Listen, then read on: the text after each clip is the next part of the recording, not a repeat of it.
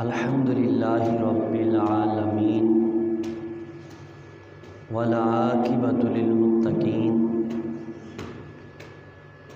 والصلاة والسلام علی سید الانبیاء والمرسلین اما بعد فاعوذ باللہ من الشیطان الرجیم بسم اللہ الرحمن الرحیم قال اللہ تبارک و تعالی فی القرآن المجید ان الارض یرثها عبادی الصالحون صدق اللہ العظیم۔ قال اللہ تبارک و تعالی فی شان حبیبہ ان اللہ و ملائکتہ یصلون علی النبی یا ایہا الذین آمنوا صلوا علیہ وسلموا تسلیما۔ بڑی محبت نال درود شریف پڑھو۔ الصلاۃ والسلام علیکہ یا سیدی یا رسول اللہ وعلی آلک وصحابک یا سیدی یا حبیب اللہ۔ الصلاۃ والسلام علیکہ یا سیدی یا نبی اللہ وعلی آلک وصحابک یا سیدی یا نور اللہ۔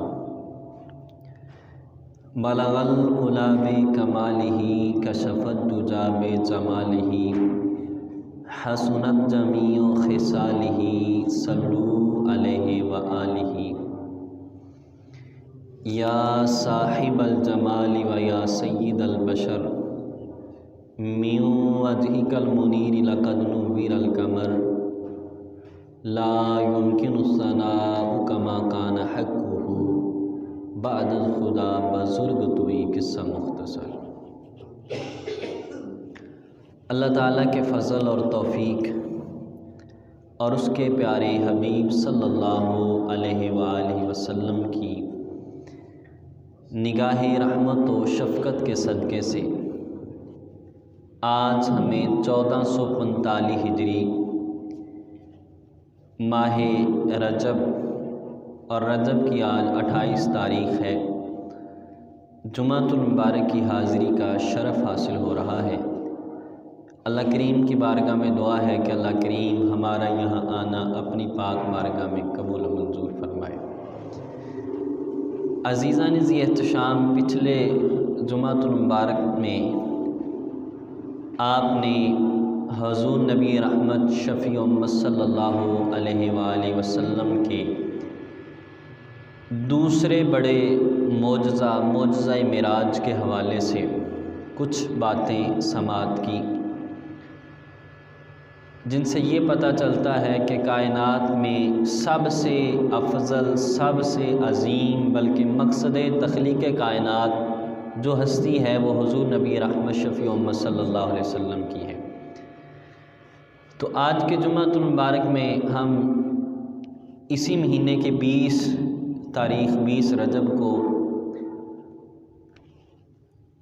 اسلام کے بہت ہی عظیم خلیفہ، عدل میں جن کا نام سنہری حروف میں لکھا جاتا ہے اور جن کو عمر ثانی کہا جاتا ہے، یعنی حضرت عمر بن عبدالعزیز رضی اللہ تعالی عنہ، ان کا عرص پاک تھا تو ان کا ذکر خیر کریں گے۔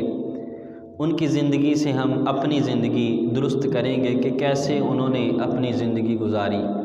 اللہ کریم کی بارگاہ میں دعا ہے کہ اللہ کریم میری زبان پر کلمۃ الحق جاری فرمائے اور ہمیں سن سنا کے یاد رکھ کے اس پر عمل کی توفیق عطا فرمائے۔ عزیزان ذی احتشام، حضرت عمر بن عبدالعزیز رضی اللہ تعالی عنہ یہ تابعی ہیں۔ تابعی اس شخصیت کو کہتے ہیں جس نے صحابی کا دیدار کیا ہو، صحابی رسول کو دیکھا ہو۔ تو انہوں نے کئی صحابہ کرام، جن میں سے حضرت انس بن مالک، حضرت صائب، حضرت یوسف، ان صحابہ کا دیدار کیا انہوں نے اور ان کے پاس بیٹھے بھی ہیں، ان سے فیض بھی حاصل کیا ہے۔ تو یہ تابعی بزرگ ہیں۔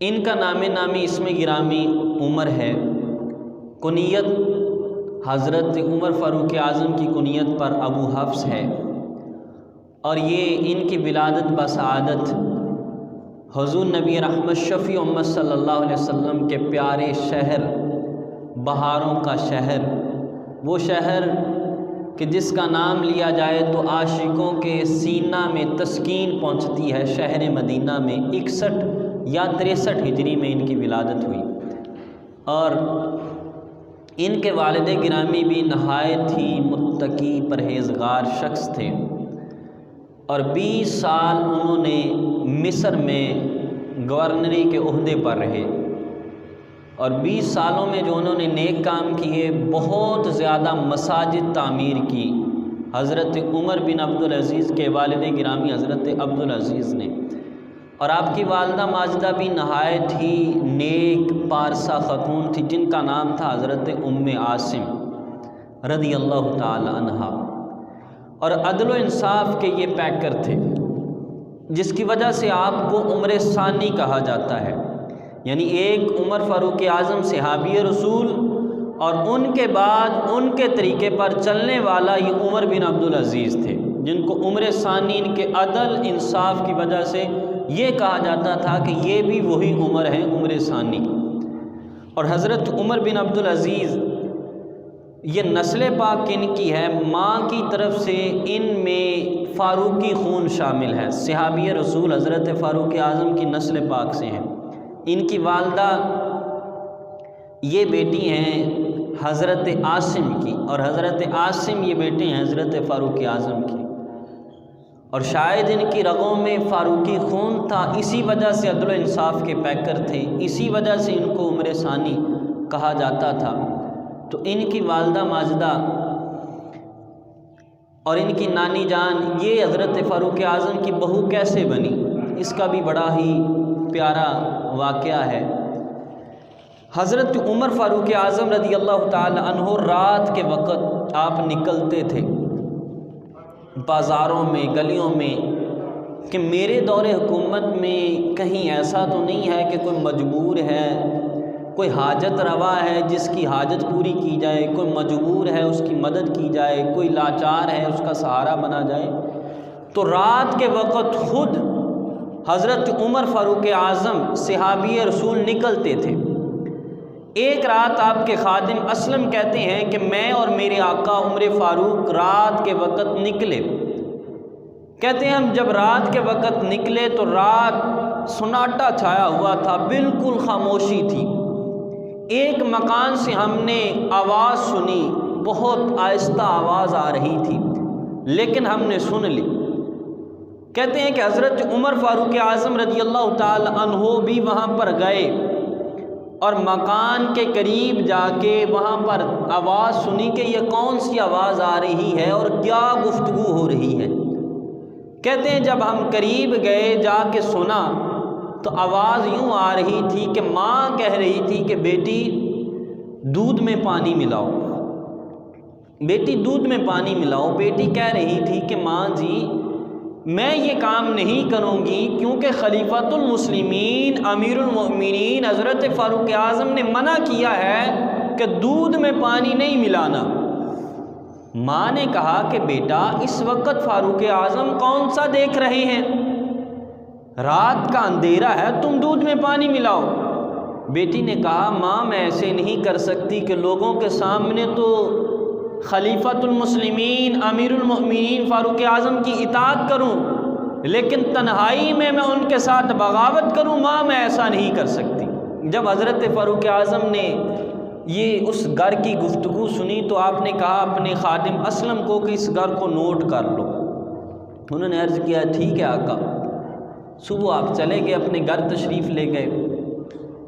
گھر جا کے آپ نے اپنے بیٹوں کو بلایا۔ آپ کے 3 بیٹے تھے حضرت عمر فاروق اعظم رضی اللہ تعالی عنہ کے، ایک کا نام عبداللہ، ایک کا نام عبد الرحمن، اور ایک کا نام تھا عاصم۔ تینوں بیٹوں کو بلایا اور بلا کر کہا کہ بیٹا تم میں سے کوئی شادی کرنا چاہتا ہے؟ حضرت عبداللہ بن عمر اور حضرت عبد الرحمن بن عمر انہوں نے عرض کیا بابا جان ہماری تو شادی ہو چکی ہے۔ حضرت عاصم نے عرض کیا ابا جان میری ابھی شادی نہیں ہوئی، لہذا آپ اگر مناسب سمجھتے ہیں تو میری شادی کر دیں۔ اب حضرت عمر نے پتہ لگوایا کہ وہ گھر کس کا گھر ہے۔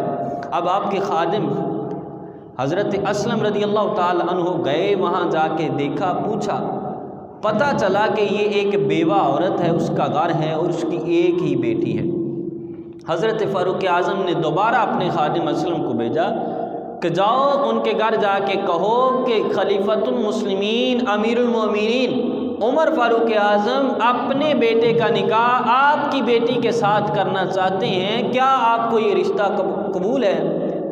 جب خادم اسلم گئے تو انہوں نے جا کے پوچھا، اس بیوہ عورت نے کہا کہ ہمارے لیے تو یہ سعادت کی بات ہے، ہمارے لیے تو یہ اعزاز کی بات ہے کہ مسلمانوں کے امیر صحابی رسول ان کے بیٹا حضرت عاصم ان کے ساتھ میری بیٹی کا نکاح ہو، تو انہوں نے رشتہ قبول کر لیا۔ اب حضرت فاروق اعظم نے خود نکاح پڑھایا اور اپنی بہو بنا لیا اس عورت کو، اس بیٹی کو۔ اب ان کے ہاں ایک بیٹی پیدا ہوئی، پھر ان کا نکاح ہوا حضرت عبدالعزیز کے ساتھ، تو ان سے جو بیٹے پیدا ہوئے وہ عمر ثانی عمر بن عبدالعزیز پیدا ہوئے۔ اب غور کرنا اس واقعے پر، حضرت عمر رضی اللہ تعالی عنہ کا دور حکومت ہے۔ حضرت عمر رضی اللہ تعالی عنہ اپنے بیٹے کا رشتہ کر رہے ہیں، اور رشتہ کیا چیز دیکھ کے کر رہے ہیں؟ مال دیکھا حضرت عمر نے؟ نہیں دیکھا، دولت کچھ نہیں دیکھا، صرف کیا دیکھا؟ نیک دیکھیے کہ وہ نیک ہیں، ان کا کردار اچھا ہے۔ اور خود فاروق اعظم رضی اللہ تعالی عنہ نے یہ حدیث سے مبارکہ بیان فرمائی، وہ کہتے ہیں حضور فرماتے ہیں بندہ 4 چیزیں دیکھ کے نکاح کرتا ہے، یا فرمایا بندہ مال دیکھتا ہے، یا فرمایا بندہ حسب و نسب دیکھتا ہے، فرمایا یا بندہ حسن دیکھتا ہے، فرمایا لیکن حضور نے فرمایا کہ فظفر بذات الدین، تم یہ تینوں چیزیں چھوڑ دو، تم دین کو ترجیح دو، تم دیندار عورت کا حصول کرو۔ تو کہا ہم نے بھی اسی پر عمل کیا ہے، ہم نے دیندار عورت کا حصول کیا ہے۔ ان کی نیکی دیکھی، اس وجہ سے اپنے بیٹے کا نکاح کر دیا حضرت عاصم رضی اللہ تعالی عنہ کا۔ اور آج کل ہمارے معاشرے میں اکثر نکاح اسی وجہ سے نہیں ہو رہے کہ غریب عورتیں اپنے گھروں میں بیٹھی ہیں۔ کیا وجہ ہے کہ وہ جہیز نہیں دے سکتے، ان کے والدین کے پاس اتنے پیسے نہیں ہیں کہ وہ جہیز۔ اور جب لڑکے کا رشتہ دیکھا جاتا ہے تو اس وقت کوشش یہ کی جاتی ہے کہ اس گھر میں ہو جو امیر ہو، وہاں سے ہمیں اچھا جہیز ملے، گاڑی بھی ملے، یہ چیزیں ملے، اور باقاعدہ طور پر جس معاشرے سے ہم گزر رہے ہیں مطالبہ کیا جاتا ہے کہ جہیز میں یہ سامان دیا جائے، اگر سامان نہیں دیا جائے گا تو ہم اپنے بیٹے کا نکاح نہیں کریں گے۔ اس حد تک ہمارا معاشرہ گر چکا ہے کہ یہاں تک، اور اسی معاشرے نے پھر نکاح کو بھی مجبور کر دیا، حالات بھی خراب کر دیا، حالانکہ یہ چیزیں نہیں تھی۔ شریعت یہ کہتی تھی کہ اگر عورت نیک ہو، سامان جہیز کا کوئی مطالبہ نہیں، اس کے والدین چاہیں تو دے دیں چاہیں تو نہ دیں، لیکن تم نکاح کو آسان کرو۔ لیکن ہم نے اس کو مشکل کر دیا، ہم نے مشکل کر کے رکھ دیا۔ اور پھر کیا دیکھا جاتا ہے؟ دیندار کی تو پرواہ نہیں کی جاتی، دنیا دار دیکھے جاتے ہیں۔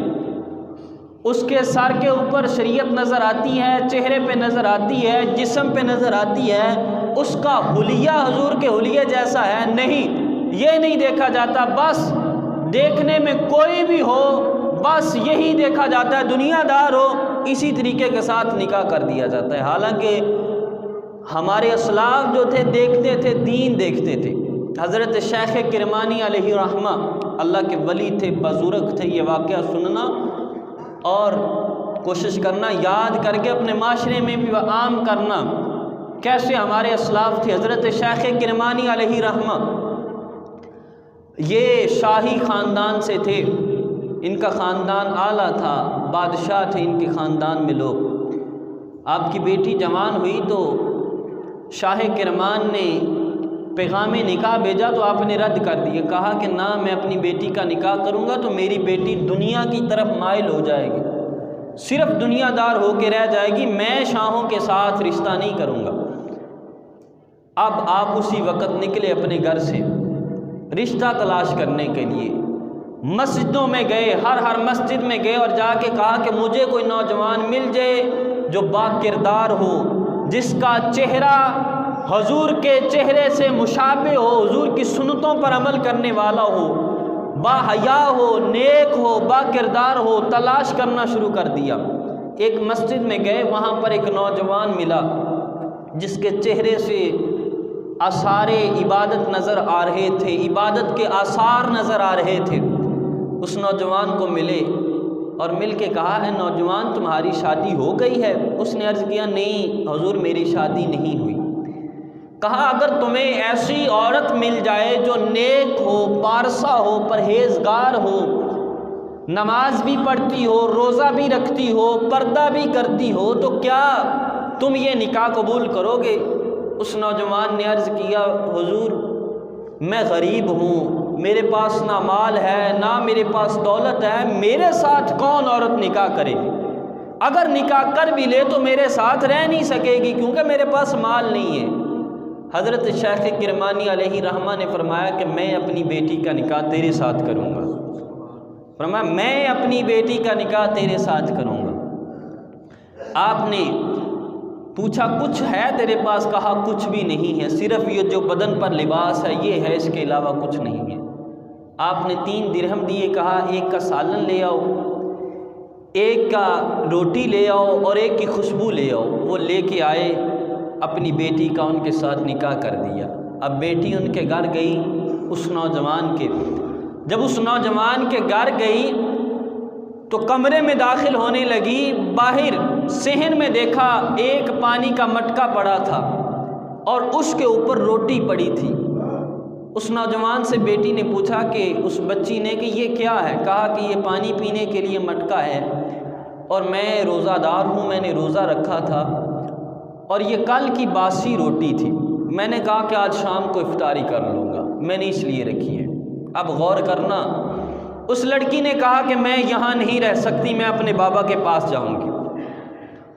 نوجوان نے کہا، مجھے پہلے ہی پتا تھا کہ میرے ساتھ کون رہے گا، میرے ساتھ کوئی نہیں رہ سکتا، میرے پاس مال نہیں ہے، دولت نہیں ہے، میرے ساتھ کون رہے گا؟ اس لڑکی نے کہا، میں تیرے مال تیرے دولت کی وجہ سے یہ نہیں کہہ رہی، مجھے تو پتہ چلا تھا تو بہت نیک ہے، تو بہت پرہیزگار ہے، تیرا تو اللہ پر توکل ہی نہیں ہے کہ تو نے کل کے لیے بچا کے ایک روٹی رکھی ہے۔ اگر تو اللہ پر توکل کرتا تو یہ ایک روٹی نہ رکھتا، تو روزہ رکھتا، اس روٹی کو تقسیم کر دیتا، شام کو اللہ پھر دے گا۔ اس عورت نے کہا، اس گھر میں یا تو میں رہوں گی اگر مجھے رکھنا چاہتے ہو، یا یہ روٹی رہے گی۔ اس نوجوان نے فوراً وہ روٹی تقسیم کر دی۔ تو اس طریقے کے ساتھ یہ دونوں زندگی گزارنے لگے۔ اب یہ چیزیں دیکھی جاتی تھی کہ وہ اللہ والا ہے یا نہیں ہے۔ ہم میں سے سارے ہم بیٹھے ہیں کہ آج تک ہم میں سے کسی نے دیکھا ہے دین کسی کا؟ کوئی نہیں دیکھتا۔ ہم بس یہ دیکھتے ہیں اس کے پاس پیسے ہیں، اس کی اچھی جاب ہے، اچھی نوکری ہے، ماہانہ 50,000 1 لاکھ روپیہ کماتا ہے، نماز پڑھتا ہے؟ نہیں پڑھتا، کوئی فکر نہیں نماز۔ داڑھی رکھی ہے، کوئی فکر نہیں ہے داڑھی کی۔ امامہ رکھا ہے، کوئی فکر نہیں ہے امامے کا۔ دیندار ہے، کوئی فکر نہیں ہے، بس مال چاہیے۔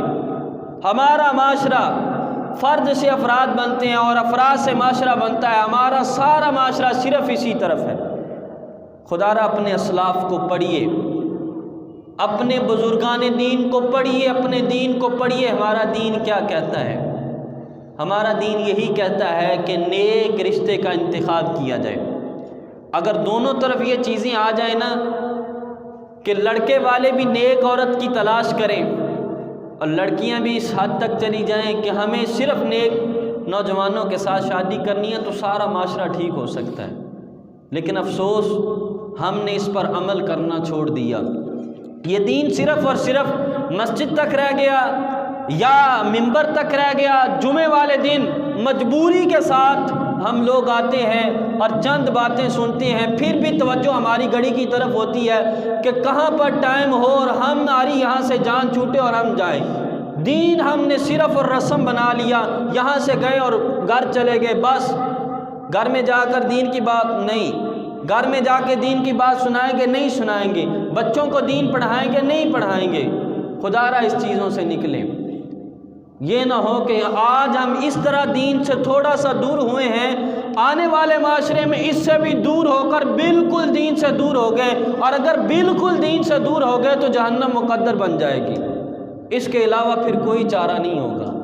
تو ہمیں کوشش کرنی ہوگی، اپنے گھر سے شروع کرنا ہوگا، اپنے بچوں پر، اور جس کے تحت کچھ لوگ ہیں جو گھر کا رائی ہے، اس کو چاہیے کہ سب سے پہلے اپنے بیوی بچوں پر دھیان دے، ان کو دین سکھائے، ان کو اچھی تعلیم دے، تاکہ ان کو پتہ چلے باہر بازار میں نکلیں یہ مسلمانوں کے بچے ہیں، یہ یہودیوں کے بچے نہیں ہیں۔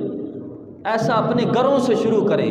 جب ہر گھر میں دین آ جائے گا، جب ہر محلے میں دین آ جائے گا، پھر ہر جگہ دین ہی دین ہوگا۔ لیکن آج ہم نے صرف اور صرف جمعے والے دن اگر باپ بچے کی انگلی پکڑ کے مسجد میں لے کے آتا ہے، جمعے کے بعد عصر بھی نہیں، مغرب بھی نہیں، عشاء بھی نہیں، فجر بھی نہیں، کوئی نماز نہیں 8 دن بعد، تو یہ بچہ بڑا ہوگا نا، یہ بھی اپنے بیٹے کی جمعے والے دن ہی انگلی پکڑ کے مسجد میں لے کے آئے گا، باقی نمازوں میں وہ آنے والی نسل بھی نہیں آئے گی۔ انہیں پتہ ہوگا کہ بابا بھی جمعہ پڑھتا تھا، وہ باقی نمازیں نہیں پڑھتا تھا، لہٰذا میں نے بھی جمعہ پڑھنا ہے۔ اگر باپ 5 وقت بچے کی انگلی پکڑ کے مسجد میں لے کے آئے، اسے پتہ چلے میرا باپ باشعور آدمی ہے، وہ باصلاحیت آدمی ہے، وہ حضور کا غلام ہے، وہ نماز پڑھنے والا ہے، بچے کو پتہ چلے گا میں نے 5 وقت مسجد میں آنا ہے۔ وہ جوان ہوگا، وہ بھی اپنے بیٹے کو 5 وقت مسجد میں لے کے آئے گا۔ لیکن اگر باپ صرف اور جمعہ آتا رہا، اور جمعے والے دن بھی کوشش یہی رہی کہ جب 5 منٹ رہتے ہیں تب ہی مسجد میں جانا ہے، تو پھر معاشرہ بگڑ جائے گا، ختم ہو جائے گا، اولاد ہاتھ سے نکل جائے گی، بیوی ہاتھ سے نکل جائے گی، بچے نکل جائیں گے، سارا بربادی کی طرف۔ آخر موت کا فرشتہ آ جائے گا، پھر وہاں پر جب سوال و جواب ہوں گے تو پھر افسوس کے علاوہ کچھ نہیں ہوگا، پھر واپس دوبارہ دنیا میں آنا ناممکن ہے، دوبارہ آنا نہیں ہوگا۔ اس لیے خدا را دین صرف اور صرف جمعے تک نہ رکھیں، اس منبر تک نہ رکھیں، گھروں میں دین کو لے کے جائیں، اپنے محلے میں دین کو لے کے جائیں، اپنے بچوں تک دین کو لے کے جائیں، ہر جگہ دین کا ذکر کریں اور عملی طور پر اس پر عمل کریں، صرف باتوں تک بھی محدود نہ رکھیں، خود عمل کریں۔ جب عمل ہوگا تو انشاءاللہ سارا معاشرہ درست ہو جائے گا، اور جب سارا معاشرہ درست ہو جائے گا تو پھر ہر طرف امن ہی امن ہوگا۔ تو یہ حضرت فاروق اعظم نے ایسا رشتہ تلاش کیا۔ پھر غور کریں اس واقعے پر۔ فاروق اعظم رضی اللہ تعالی عنہ کا دور حکومت ہے، بچی نے کہا ماں میں ماں نے کہا بیٹا دودھ میں پانی ملاؤ، بچی نے کہا نہیں، میں امیر المومنین کی نافرمانی نہیں کر سکتی۔ آج کل فی الوقت جس دور سے ہم گزر رہے ہیں، اکثریت شاید پورے گاؤں میں چند گھر ہوں جو خالص دودھ بیچتے ہوں، لیکن ہر جگہ دودھ میں ملاوٹ کی جا رہی ہے۔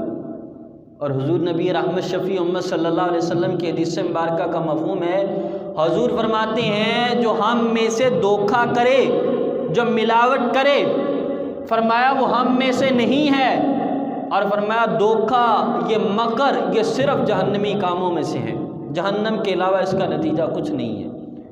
تو اس چیز پر غور کریں، اگر کوئی کاروبار کرنا ہے، دودھ کا ہے، کچھ بھی ہے، تو ملاوٹ سے پاک کریں۔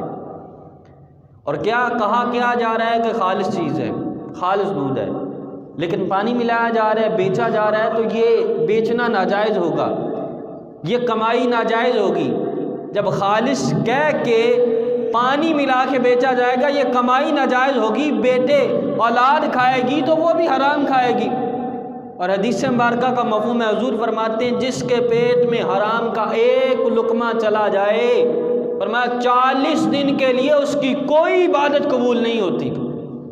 ایک لقمہ حرام کا حدیث مبارکہ کا مفہوم ہے، حضور فرماتے ہیں چلا جائے پیٹ میں، 40 دن کے لیے کوئی عبادت قبول نہیں ہوتی۔ اب جو بندہ کرتا ہی کاروبار دودھ کا ہے اور ملاتا بھی پانی ہے، اور پھر کہتا یہ ہے کہ یہ خالص ہے، اب سارا دھوکے کے ساتھ بیچ رہا ہے، ساری کمائی ناجائز، اولاد بھی حرام کھا رہی ہے، خود بھی حرام کھا رہا ہے، ناجائز کا کاروبار ہے، پھر دین کہاں سے آ جائے گا؟ پھر تاثیر کہاں سے آئے گی؟ پھر کیسے دل کرے گا کہ حضور کی حدیث سنیں؟ پھر کیسے دل کرے گا قرآن کی تلاوت کریں، پھر کیسے دل کرے گا مسجد میں آئے نماز پڑھیں؟ تو اس لیے خدا را ان چیزوں پر غور کریں۔ ہاں ایک چیز جو فقہا نے لکھی ہے کہ اگر دودھ آپ بیچتے ہیں یا کوئی اور چیز بیچتے ہیں، اگر اس میں پانی ملایا ہے تو آپ بتائیں بھائی اس میں 10% پانی ہے، لینا چاہتی ہو تو لے لو، پھر اب کمائی جائز ہوگی۔ اگلے کو پتہ ہو یہ بیچ رہا ہے، یہ بتا کے بیچ رہا ہے اس میں پانی ہے، یہ ملاوٹ والا دودھ ہے، یہ خالص نہیں ہے، اب اگر بیچتا ہے تو پھر کمائی جائز ہوگی۔ کون بتا کے بیچتا ہے؟ پھر یہ بھی علماء نے لکھا اگر یہ پانی 20% ملاتا ہے، 30% ملاتا ہے، بتاتا 10% ہے، تو پھر بھی کمائی ناجائز ہوگی۔ اب غور کریں، تو ہمارے معاشرے میں ہے ہی ایسا؟ اگر مجبوری ہے، ایسا دودھ مل گیا ہے تو پھر بتائیں بھائی اس میں پانی ہے، یہ خالص نہیں ہے، ایسے ہی بیچوں گا، اگلے کو پتہ ہو، اس کے علم میں ہو تو پھر کمائی جائز ہوگی، ورنہ کمائی بھی جائز نہیں ہوگی، خالص کہہ کر بیچیں گے۔ تو خرادہ اس چیزوں سے نکلے۔ یہ دور فاروقی ہے، صحابی رسول حضرت عمر کا دور ہے، اور اس وقت بیٹی کے اندر خوف خدا اتنا ہے، کہتی ہے نا ماں امیر المومنین نے منع کیا ہے، اللہ رسول نے منع کیا ہے، میں یہ کام نہیں کر سکتی۔ مسلمان تو یہ کرتا ہے، مسلمان کا تو یہ حق ہونا چاہیے کہ اللہ رسول نے منع کر دیا، بس ہم رک گئے، اس سے آگے ہمارا کوئی چارہ نہیں ہے۔ تو یہ فاروق اعظم رضی اللہ تعالی عنہ ایسی بہو کا انتخاب کیا، ایسی نیک عورت کا انتخاب کیا، پھر ان سے حضرت عمر بن عبدالعزیز رضی اللہ تعالی عنہ پیدا ہوئے۔ تو یہ حضرت عمر بن عبدالعزیز رضی اللہ تعالی عنہ، حضرت عمر بن عبدالعزیز رضی اللہ تعالی عنہ جب یہ پیدا ہوئے تو آپ کی والدہ ان کو لے کے مدینہ المنورہ میں تھے، یہیں پر رہتے تھے۔ تو آپ کے والد گرامی چونکہ مصر کے گورنر تھے، انہوں نے خط لکھا آپ کی والدہ کو کہ بیٹے کو لے کے مصر آ جائے۔ اب جب خط آیا تو انہوں نے اپنے چچا جی حضرت عبداللہ بن عمر کے ساتھ ذکر کیا، آپ کی والدہ نے، کہ چچا جی یہ میرے خامند کا خط آیا ہے۔ تو آپ کے چچا عبداللہ بن عمر نے کہا کہ جاؤ، خامند کی اطاعت لازم ہے، جاؤ، لیکن فرمایا مجھے اس بیٹے کے ساتھ بڑا پیار ہے، اس کو میرے ساتھ چھوڑ جاؤ، اس کو میرے پاس چھوڑ جاؤ۔ ان کے اصرار پر حضرت عمر بن عبدالعزیز کو حضرت عبداللہ بن عمر کے پاس چھوڑ دیا، آپ کی والدہ چلی گئی۔ تو آپ کے والد گرامی استقبال کے لیے آئے کہ میرا بیٹا آیا ہے مدینہ سے مصر کی طرف، استقبال کے لیے آئے تو جب دیکھا بیٹا نہیں ہے، پوچھا بیٹا کہاں ہے؟ کہا میرے چچا جی عبداللہ بن عمر نے اپنے پاس رکھ لیا ہے کہ میں ان کی تربیت کروں گا۔ کہا آپ نے بہت ہی اچھا کیا ہے، عبداللہ بن عمر صحابی رسول عمر کے بیٹے ہیں، وہ عمر فاروق کے انداز پر ان کی تربیت کریں گے۔ کہا اچھا کیا آپ نے، والد گرامی بھی خوش ہوئے۔ پھر تھوڑے عرصے بعد آپ مصر چلے گئے اپنے والد گرامی کے پاس۔ اب حضرت فاروق اعظم رضی اللہ تعالی عنہ کا دور حکومت تھا۔ آپ نے ایک خواب دیکھا۔ خواب کیا دیکھتے ہیں کہ میری اولاد میں سے ایک بچہ ہوگا جس کے چہرے پر زخم کا نشان ہوگا، وہ پوری دنیا کو عدل سے بھر دے گا۔ صبح ہوئی تو آپ نے اپنی اولاد کو، بیٹوں کو اکٹھا کیا۔ حضرت عمر فاروق اعظم رضی اللہ تعالیٰ عنہ نے، حضرت عبداللہ بن عمر ہیں، حضرت عبد الرحمن ہیں، حضرت عاصم ہیں، کہا بیٹا میں نے یہ خواب دیکھا ہے۔ اب حضرت عبداللہ بن عمر کہتے ہیں ہم نے اپنے بابا سے خواب سنا، ہم دیکھنے لگ گئے۔ کہتے دن گزرتے گئے، مہینے گزرتے گئے، سال گزرتے گئے کہ وہ بچہ دیکھیں جس کی بشارت فاروق اعظم نے دی ہے۔ اب یہ سارے معاشرے میں یہ بات مشہور ہو گئی کہ عمر کی نسل سے ایک بچہ آئے گا جو دنیا کو عدل سے بھر دے گا، لیکن اس کے چہرے پر زخم کا نشان ہوگا۔ اب تلاش کرنا شروع کر دیا، دور گزرتا گیا۔ حضرت عمر بن عبدالعزیز یہ آپ کے نواسے یہ پیدا ہوئے، آپ کے پوتے یہ پیدا ہوئے۔ جب ان کی ولادت ہوئی مصر میں گئے تو آپ کے بھائی تھے حضرت اسبغ بن عبدالعزیز، یہ ذکر کرتے تھے کہ میرا بھائی عبدالعزیز اس میں ساری نشانیاں پائی جاتی ہیں جو حضرت فاروق اعظم نے بتائی تھی، لیکن ایک نشانی نہیں پائی جاتی۔ ایک دن آپ گدھے پر سوار تھے، حضرت عمر بن عبدالعزیز، اور باہر جا رہے تھے۔ اب جب گئے تو گدھے سے نیچے گرے، آپ کے ماتھے میں چوٹ آ گئی۔ جب ماتھے میں چوٹ آئی تو آپ کے بھائی حضرت اسبغ بن عبدالعزیز یہ خوشی سے جھومنے لگے، اچھلنے کودنے لگے۔ آپ کے والد گرامی بھی قریب آئے، کہا بیٹا تمہارے بھائی کو چوٹ آئی ہے، اس کے ماتھے سے خون نکل رہا ہے اور تم خوش ہو رہے ہو۔ تو حضرت اسبغ بن عبدالعزیز نے کہا ابا جی میں بھائی کے چوٹ آنے کی وجہ سے خوش نہیں ہو رہا، بلکہ مجھے دکھ ہوا ہے، میں تو اس وجہ سے خوش ہو رہا ہوں کہ میں دیکھتا تھا میرے بھائی میں ساری نشانیاں پائی جاتی تھی، ایک نشانی نہیں پائی جاتی تھی کہ ان کے چہرے پر زخم کا نشان ہو۔ آج زخم کا نشان بھی آ گیا ہے۔ تو فاروق اعظم نے جو کہا تھا میری نسل سے ایک بچہ آئے گا جو زمین کو عدل سے بھر دے گا، وہ کوئی اور بچہ نہیں ہے، میرا بھائی عمر بن عبدالعزیز ہے، میرا بھائی عمر بن عبدالعزیز ہے۔ اب والد گرامی نے سنا تو وہ بھی خوش ہو گئے، کہا کہ پھر ان کی تربیت ہم مصر میں نہیں کریں گے، ہم ان کی تربیت حضور کے شہر مدینہ میں کریں گے، وہاں ان کو دین سکھائیں گے۔ تو وہاں سے آپ کے والد گرامی نے پھر مدینہ میں بھیجا، اور مدینہ میں حضرت صالح بن کیسان رضی اللہ تعالی عنہ ان کے پاس چھوڑا کہ حضور ان کو دین سکھائیں۔ تھوڑے ہی وقت میں آپ نے کلام مجید مکمل حفظ کر لیا۔ کلام مجید مکمل جب آپ نے حفظ کیا، والدہ کے پاس آئے ملنے کے لیے تو رونے لگ گئے۔ والدہ نے پوچھا رونے کی وجہ، بیٹا رو کیوں رہے ہو؟ تو حضرت عمر ابھی بچپن ہے عمر بن عبدالعزیز کا، کہا ماں جی میں رو اس لیے رہا ہوں ذکرت الموت، مجھے موت یاد آ گئی ہے، مجھے موت یاد آ گئی۔ ماں نے دیکھا چھوٹا سا بچہ ہے، ابھی حفظ مکمل کیا ہے، اور خوف خدا اتنا ہے کہ رو رہے ہیں، مجھے موت یاد آ گئی ہے۔ اور حضرت انس بن مالک رضی اللہ تعالی عنہ راوی ہیں حدیث مبارکہ کی، وہ فرماتے ہیں حضور علیہ الصلوۃ والسلام نے فرمایا جو بندہ موت کو یاد کر کے خوف زدہ ہوگا، موت کا ذکر سن کے خوف زدہ ہوگا، قبر کے حالات کو سن کے خوف زدہ ہوگا، یاد کر کے خوف زدہ ہوگا، فرمایا پھر قبر اس کے لیے جنت کے باغوں میں سے باغ بن جائے گی۔ تو موت کو یاد کرنا چاہیے، قبر کو یاد کرنا چاہیے کہ میں نے ایک دن مرنا ہے، میں نے ایک دن قبر میں جانا ہے۔ جب بھی کوئی گناہ کرنے لگو فوراً موت کو ذہن میں لاؤ، میں نے یہاں ہمیشہ نہیں رہنا، میں نے اندھیری قبر میں جانا ہے۔ جب یہ خیال آ جائے گا تو پھر بندہ گناہ کو ترک کر دے گا، پھر بندہ حرام کاموں کو چھوڑ دے گا، پھر بندہ ناجائز کاموں کو چھوڑ دے گا۔ جب موت کا خیال آ جائے گا تو بچپن میں آپ کی لو اللہ کے ساتھ لگی ہوئی تھی حضرت عمر بن عبدالعزیز، اور تھوڑے ہی وقت میں آپ نے پھر مکمل حضور کی حدیثیں، کلام مجید یہ بھی سیکھا، سارا کچھ سیکھا۔ وقت آیا کہ حضرت عمر بن عبدالعزیز رضی اللہ تعالی عنہ مدینے کے گورنر بن گئے۔ کافی دیر حضرت عمر بن عبدالعزیز مدینے کے گورنر رہے۔ پھر وقت آیا کہ حضرت عمر بن عبدالعزیز خلیفہ بھی بن گئے، عمر بن عبدالعزیز حاکم بھی بن گئے۔ اور جب حضرت عمر بن عبدالعزیز رضی اللہ تعالی عنہ حاکم بنے، جب مسند خلافت پہ بیٹھے تو حضرت عمر بن عبدالعزیز نے عدل قائم کیا۔ ایک مرتبہ ایسے ہوا ایک آدمی آپ کے پاس آیا، عرض کیا کہ حضور مجھ سے گورنر نے ناجائز میرا مال چھین لیا ہے، حضور میری مدد کریں۔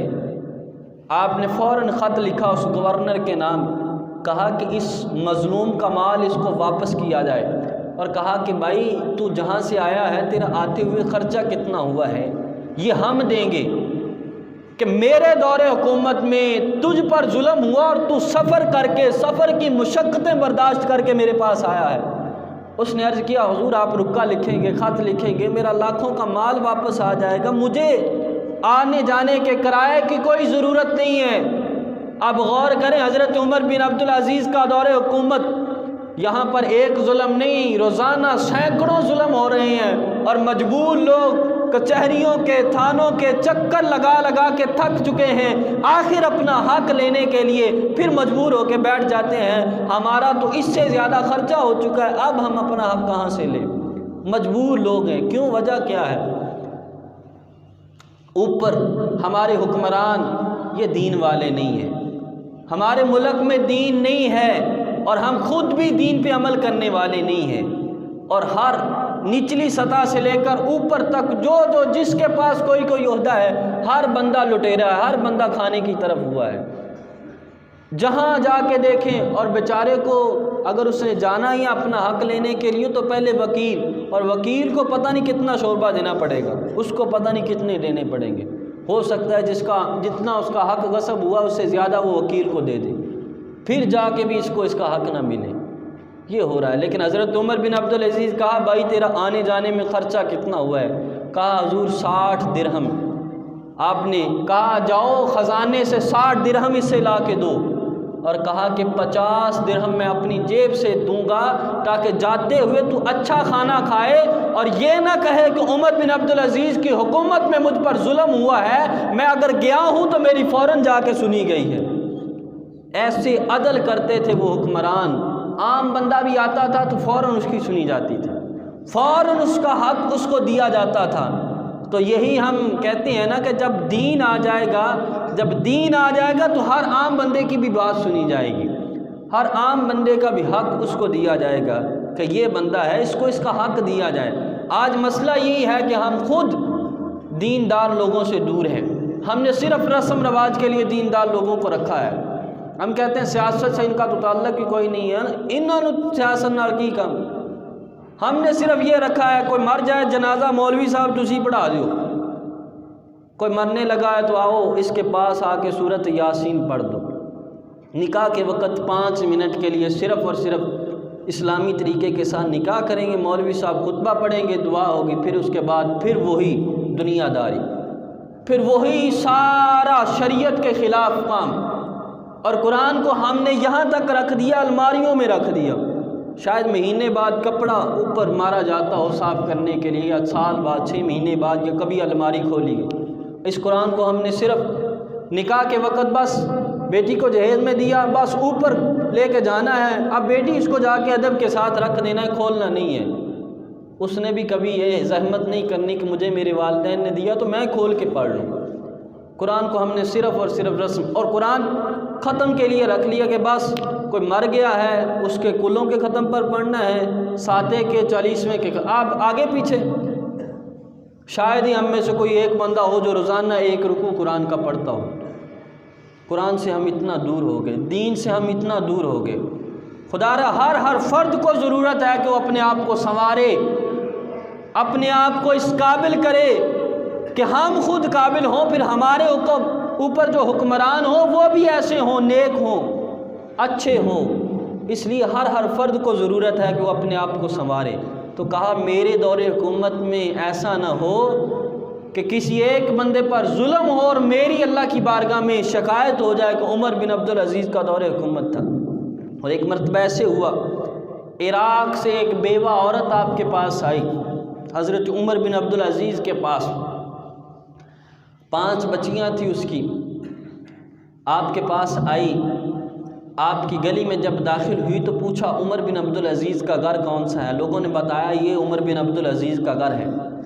وہ عورت آپ کے گھر میں داخل ہوئی، جب آپ کے گھر میں داخل ہوئی تو ایک عورت برتن دھو رہی تھی، اچانک ایک آدمی آئے تو ان کے ساتھ محو گفتگو ہوئی وہ عورت تو، اور ساتھ ہی بچی نے کہا کہ آپ پردہ کر لیں، آپ غلام کے ساتھ باتیں کر رہی ہیں اور پردہ نہیں آپ نے کیا۔ تو جو عورت برتن دھو رہی تھی نا، اس نے بول کر کہا جس کے ساتھ آپ گفتگو کر رہے ہیں یہ غلام نہیں ہے، یہ وقت کا خلیفہ عمر بن عبدالعزیز ہے۔ عورت نے دیکھا کچا گھر ہے اور اتنا سادہ طبیعت، آپ کی بیوی خود برتن صاف کر رہی ہے، خود برتن دھو رہی ہے، اور خلیفہ اتنی سادگی کے ساتھ اپنے گھر میں آیا ہے۔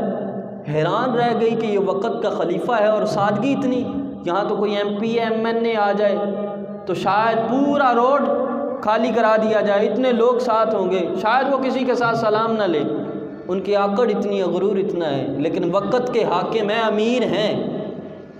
گھر میں عورت آئی ہے اجازت لے کے، ڈائریکٹ آ کے امیر المومنین سے ملاقات ہو گئی ہے، یہاں بندہ کوئی ملاقات کر سکتا ہے ان سے؟ نہیں، اس کی بات ہی نہیں سنی جائے گی، غریب کو اس کا حق ہی نہیں دیا جائے گا۔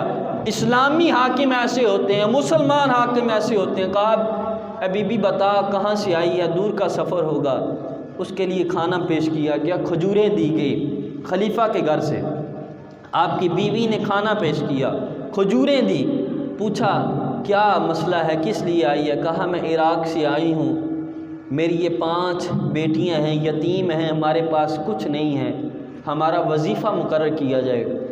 آپ نے کہا ٹھیک ہے۔ آپ نے قلم پکڑا، لکھنا شروع کر دیا کہ بڑی بیٹی کا اتنا وظیفہ ہے۔ جب بڑی بیٹی کا لکھا اتنا وظیفہ ہے، ماہانہ مل جایا کرے گا، اس عورت نے کہا مولا تیرا شکر ہے۔ آپ نے دوسری کا بھی لکھ دیا، اس کا ماہانہ اتنا وظیفہ ہے، کہا مولا تیرا شکر ہے۔ تیسری کا بھی لکھا اتنا وظیفہ، کہا مولا تیرا شکر ہے۔ چوتھی کا لکھا اتنا وظیفہ، کہا مولا تیرا شکر ہے، اور ساتھ کہا اے عمر بن عبدالعزیز آپ جیسا حاکم میں نے نہیں دیکھا، آپ اتنا عدل کرنے والے ہیں، انصاف کرنے والے ہیں۔ کہا اب میں 5ویں کا نہیں لکھوں گا۔ عورت حیران رہ گئی، حضور آپ لکھ دیں، آپ نے 4 کا لکھ دیا ہے۔ کہا جب تک تو اس کی حمد کر رہی تھی جو حمد کے لائق ہے تو میں لکھتا گیا، جب تو نے میری حمد کی ہے تو میں نے اب قلم کو روک دیا، حمد کے لائق میں نہیں، حمد کے لائق وہ خدا ہے۔ کہا اب میں نہیں لکھوں گا، ان 4 کو جو حصہ ملے گا، وظیفہ ملے گا، 5ویں تھوڑا تھوڑا اس سے لے لے گی۔ یہ خلیفۃ المسلمین حضرت عمر بن عبدالعزیز اتنے خوف خدا والے، اتنے عدل والے، اتنے انصاف والے تھے۔ اب وہ عورت عراق میں جب گئی سفر کر کے جب عراق کے گورنر کے پاس گئی، وہاں جا کے یہ خط دیا ان کا، حضرت عمر بن عبدالعزیز کا۔ جب خط دیا تو دیکھ کے کہنے لگا اے عورت، خط تو لے آئی ہے، سفر کر کے بھی آئی ہے، لیکن تجھے خبر نہیں ہے کہ آج عمر بن عبدالعزیز دنیا میں نہیں رہے، ان کا انتقال ہو گیا۔ اب عورت روئی، کہا انہوں نے میرے لیے وظیفہ لکھا تھا، میری بچیوں کے لیے لکھا تھا، اب کیا ہوگا؟ اس گورنر نے کہا کہ ہم تربیت یافتہ عمر بن عبدالعزیز کے ہیں، لہٰذا انہوں نے لکھ دیا ہے تو میں خود تمہیں ماہانہ تیری بچیوں کا وظیفہ ادا کر دیا کروں گا، میں تمہیں دیا کروں گا ماہانہ تیری بچیوں کا وظیفہ۔ اب اس حکومت میں ہمارے ملک میں کیا بیوہ عورتوں کو دیا جا رہا ہے؟ اگر کوئی عورت بیوہ ہو جائے، اس کی اولاد ہو، بیٹے ہوں، بیٹیاں ہوں، حکومت کا حق بنتا ہے، اسلامی حکومت کا حق بنتا ہے کہ وہ وظیفہ مقرر کرے، وہ وظیفہ لگائے، یہ اسلامی حکومت کا حق ہوتا ہے۔ لیکن ہمارے ملک میں دین اسلام حکومتیں ایسی ہیں کہ وہ دین کے قریب نہیں، اور حاکم وہ ہوتا ہے جو بندہ مکمل دین پڑھا ہوا ہو۔ اگر شریعت مصطفیٰ دیکھی جائے تو ان میں سے کوئی بھی حاکم بننے کے، گورنر بننے کے لائق نہیں ہے، حاکم بننا تو دور کی بات ہے۔ حاکم وہ ہوتا ہے جو حضور کی شریعت کا مکمل عالم ہو، مکمل جس نے دین سیکھا ہو، وہ بندہ حاکم بننے کے لائق ہوتا ہے، دوسرا بندہ حاکم نہیں بن سکتا۔ تو انہوں نے پورا ملک ان کے ہم نے حوالے کر دیا ہے کہ لیں آپ عجائشی کریں، اور جو بندہ ظالم کا ساتھ دیتا ہے نا، وہ بھی ظالم ہی شمار ہوتا ہے، وہ بھی ظالم ہی شمار ہوتا ہے۔ تو اس لیے خدا را غور کریں اپنے حالات پر۔ تو یہ لوگ تو حاکم بننے کے لائق نہیں تھے، جن کو ہم نے حاکم بنا دیا، جن کو ہم نے اوپر لے آئے۔ عمر بن عبدالعزیز کی زندگی دیکھیں، خلیفہ وہ ہوتا ہے، حاکم وہ ہوتا ہے جو حضور کے دین کا پورا علم رکھنے والا ہو، اور آپ کی نیک نامی کی وجہ سے، آپ کے عدل کی وجہ سے، انصاف کی وجہ سے آپ کو چھٹے خلیفہ راشد بھی کہا جاتا ہے کہ آپ خلیفہ راشد میں شمار ہوتے ہیں۔ تو یہ حضرت عمر بن عبدالعزیز رضی اللہ تعالیٰ عنہ، آپ کی تربیت کیسے سنہری طریقے کے ساتھ ہوئی۔ آپ کا بچپن تھا جب مدینے میں تربیت کے لیے حضرت صالح بن کیسان رضی اللہ تعالیٰ عنہ کے پاس آپ کو بھیجا تھا نا۔ ایک مرتبہ ایسے ہوا کہ آپ کی جماعت سے نماز رہ گئی، لیٹ آپ نے نماز پڑھی۔ حضرت عمر بن عبدالعزیز نے، بچپن تھا، ابھی دین حاصل کر رہے تھے، دین کے عالم بن رہے تھے۔ حضرت صالح بن کیسان آپ کے جو استاد تھے، انہوں نے کہا کہ بیٹا تم نے نماز جماعت سے کیوں چھوڑ دی؟ عرض کیا استاد جی میں سر میں کنگھی کر رہا تھا اس وجہ سے لیٹ ہو گیا۔ استادوں کو بڑا غصہ آیا کہ سر میں کنگھی کی وجہ سے تو نے جماعت چھوڑ دی ہے۔ فوراً آپ کے والد گرامی کو خط لکھا کہ یہ آپ کے بیٹے نے حرکت کی ہے۔ آپ کے والد گرامی نے اپنا ایک بندہ بھیجا اسی وقت، کہا کہ یہ نہیں ہے کہ گورنر کا بیٹا ہے تو اس کو سزا نہیں دی جائے گی، کہا جاؤ میرے بیٹے کو سزا دے کے آؤ، جاتے ہی اس کے بال مکمل کٹوا دینا کہ یہ بال دین میں عمل کرتے ہوئے آڑے آئے ہیں، فرمایا یہ بال نہیں ہونے چاہیے، بال کٹوا دیے جائیں۔ وہ بندہ آیا، فوراً آ کے آپ کے بال چھوٹے کروا دیے تاکہ آپ کی جماعت نہ رہ جائے۔ اب اس اچھے طریقے سے آپ کی تربیت ہوئی، تبھی تو آپ وقت کے امیر بنے، تبھی تو آپ حاکم بنے۔ آج ہم ذکر خیر کر رہے ہیں کہ عدل دوسرے نمبر پر جنہوں نے عدل قائم کیا، جن کو عمر ثانی کہا جاتا ہے، وہ عمر بن عبدالعزیز ہیں۔ وہ عمر بن عبدالعزیز رضی اللہ تعالی عنہ ہیں، یہ تابعی بزرگ ہیں۔ اس اچھے طریقے کے ساتھ ان کے والد گرامی نے ان کی پرورش کی۔ آج ہمارے 15 سال بچوں کی یہی کہتے ہوئے گزر جاتے ہیں، ابھی تو بچہ ہے جی، بڑا ہوگا جوان ہوگا تو ہم سمجھا لیں گے، ہم تربیت کر لیں گے۔ بچے کی تربیت ماں کے پیٹ سے شروع ہو جاتی ہے۔ جب بچہ ماں کے پیٹ میں ہوتا ہے اسی وقت سے اس کی تربیت شروع ہو جاتی ہے۔ اور یہ کتب آپ پڑھ کے دیکھیں، جب عورت حاملہ ہوتی ہے نا، پیٹ میں بچہ ہوتا ہے، اس وقت عورت کی جو عادات ہوں گی، جس طرح کی اس کی طبیعت ہوگی، بچے پر اس کا اثر ہوگا۔ اور اگر عورت اس دورانیے میں کلام مجید کی اکثر تلاوت کرے تو بچے نیک ہوتے ہیں۔ اب آپ نے یہ بھی واقعات پڑھے سنے ہیں کہ حضرت خواجہ قطب الدین بختیار کاکی علیہ رحمہ جب آپ تھوڑے سے بڑے ہوئے، آپ کی والدہ نے مکتب میں پڑھنے کے لیے بھیجا استاد کے پاس۔ جب مکتب میں پڑھنے کے لیے بھیجا، استاد نے فرمایا بیٹا پڑھو بسم اللہ الرحمن الرحیم۔ حضرت خواجہ قطب الدین بختیار کاکی علیہ رحمہ نے بسم اللہ پڑھی اور ساتھ 14 سپارے سنا دیے۔ استاد نے کہا یہ کیسے تھا ممکن ہوا کہ آپ ابھی پہلے دن مدرسے میں آئے ہیں اور 14 سپارے سنا دیے؟ حضرت خواجہ قطب الدین بختیار کاکی نے کہا جب میں اپنی ماں کے پیٹ میں تھا، میری ماں 14 سپاروں کی حافظہ تھی، وہ انہیں اکثر تلاوت کرتی رہتی تھی، میں نے اپنی ماں کے پیٹ میں ان سے سن کر یہ 14 سپارے یاد کر لیے ہیں، یہ 14 سپارے یاد کر لیے۔ یہ ماں کے پیٹ سے بچے کی تربیت شروع ہو جاتی ہے۔ 15 20 سال بس اسی میں نہ گزار دو کہ یہ بچہ ہے، بڑا ہوگا تو اس کو دین کی طرف لے کے آئیں گے، بڑا ہوگا تو اس کو تبلیغ کریں گے۔ اب بچپن میں جو بچے دیکھتے ہیں، جو کرتے ہیں، اس کا اثر ہوتا ہے، جوانی میں بھی اس کا اثر ہوگا۔ اور جب بچے کی بچپن کی عمر ہوتی ہے نا، کتب میں لکھا ہے کہ اس کی تربیت کا طریقہ یہ ہے کہ باپ اکثر اس کو وقت دے، ماں اکثر اس کو وقت دے۔ اگر 15 سال کی عمر میں، 12 سال کی عمر میں، 10 سال کی عمر میں ماں باپ بچے کو وقت نہیں نہ دیں گے تو یہ بچہ باہر علیحدہ اپنی یاری لگا لے گا، دوستی لگا لے گا، پھر ان لوگوں کو اپنا خیر خواہ سمجھے گا، پھر ان کے ساتھ اس کی بات چیت ہوگی، اگر پرسنل بات بھی ہوگی تو ان کو بتائے گا، باپ کو نہیں بتائے گا، ماں کو نہیں بتائے گا۔ وجہ کیا ہے کہ باپ نے ٹائم نہیں دیا، ماں نے ٹائم نہیں دیا، تربیت نہیں کی، تو لہٰذا بچے کی تربیت کا سلسلہ ماں کے پیٹ سے شروع ہو جاتا ہے۔ تو اسی طریقے کے ساتھ حضرت عمر بن عبدالعزیز رضی اللہ تعالی عنہ کی تربیت ہوئی، تو پھر زمانے نے دیکھا کہ وہ عمر بن عبدالعزیز کہ آج تک بلکہ قیامت تک ان کا نام رہے گا کہ اگر عادل حکمرانوں میں سے ایک سر فہرست نام ہے تو وہ عمر بن عبدالعزیز کا ہے، کیونکہ ان کی رگوں میں فاروقی خون ہے۔ حضرت عمر رضی اللہ تعالی عنہ کی اولاد میں سے یہ ہیں حضرت عمر بن عبدالعزیز۔ تو ان کی جو آپ نے سیرت سنی ہے، ان کا جو کردار سنا ہے، کوشش کریں خود بھی اس پر عمل کریں، اپنی اولاد کو بھی اس پر عمل کروائیں، اور جو چیزیں یہاں سنتے ہیں نا، کوشش کیا کریں اس کو گھروں میں بھی جا کے سنایا کریں، تاکہ ہمارا معاشرہ اور فی الوقت ہم جہاں کھڑے ہیں نا، ہر فرد کو ضرورت ہے کہ وہ اپنے طور پر تبلیغ کرے۔ اپنے طور پر کوشش کرے، خود اپنے اوپر دین لاگو کرے، پھر اپنے گھر پر دین لاگو کرے۔ اس طریقے کے ساتھ جب کوشش کریں گے نا تو پھر انشاءاللہ ایک وقت آئے گا کہ ہر وقت سنت رسول نظر آئے گی، ہر وقت ایسے لوگ نظر آئیں گے کہ ہمیں دیکھنے سے پتہ چلے گا کہ یہ حضور کے دیوانے ہیں۔ اللہ کی بارگاہ میں دعا ہے کہ اللہ ہمیں عمل کی توفیق عطا فرمائے۔